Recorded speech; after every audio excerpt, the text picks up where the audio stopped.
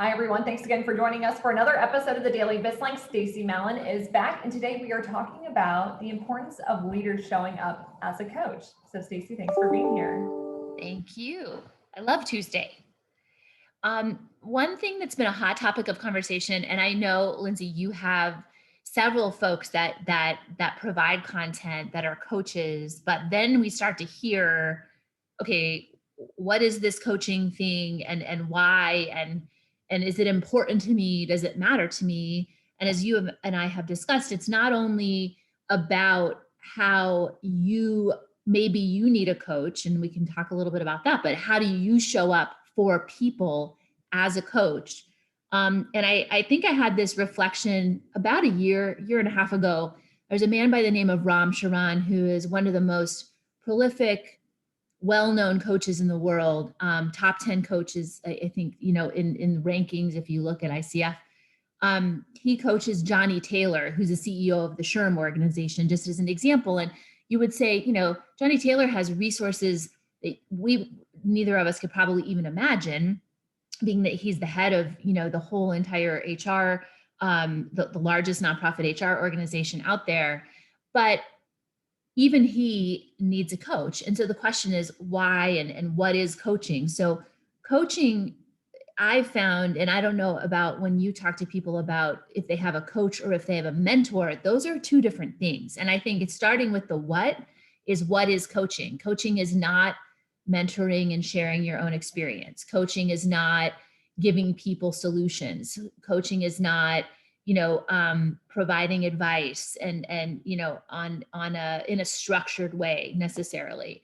Coaching is really about helping people be their best by guiding them through asking great questions.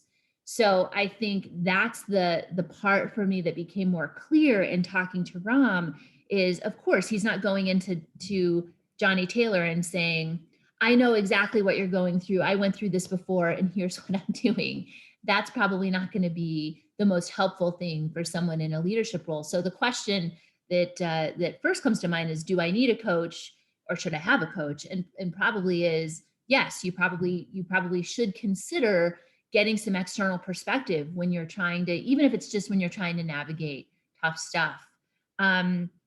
Nothing is more powerful than unlocking someone's potential.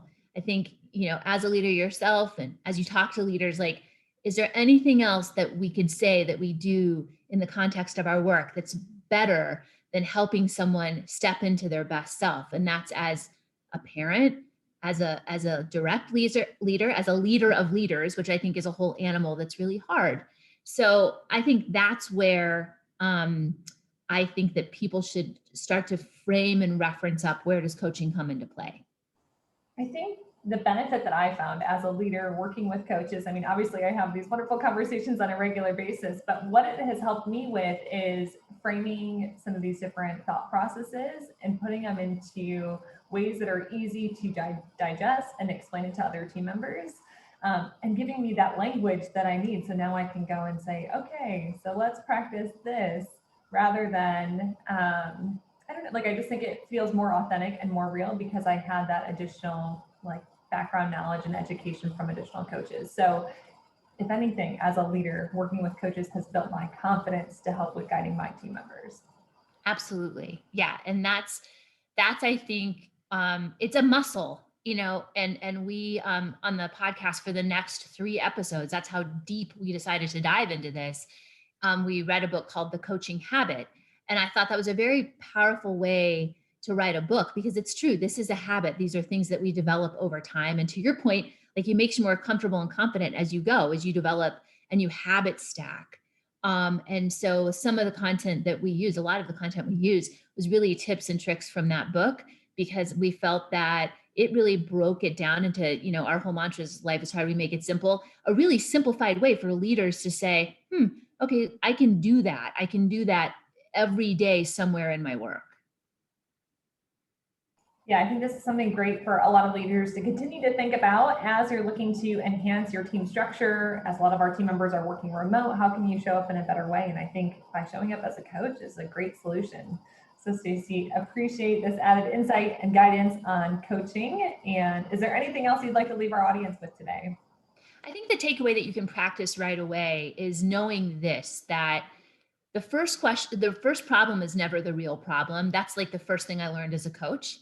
And so when you open a one-on-one, say, hey, what's on your mind today, Lindsay? And then somebody will spill the whatever. And then it's what they call the awe question. And what else? And what else? Like, get into some layers. And again, to your point, as we're working remotely, the and what else, right? Sometimes it's going to take you a few dives to really get to the real problem that's plaguing what maybe their progress or something. So practice that, if nothing else, just digging a little bit deeper each time. I think that's really a muscle that we could all use to develop. Awesome. Well, Stacie, thanks for being here. Thank you.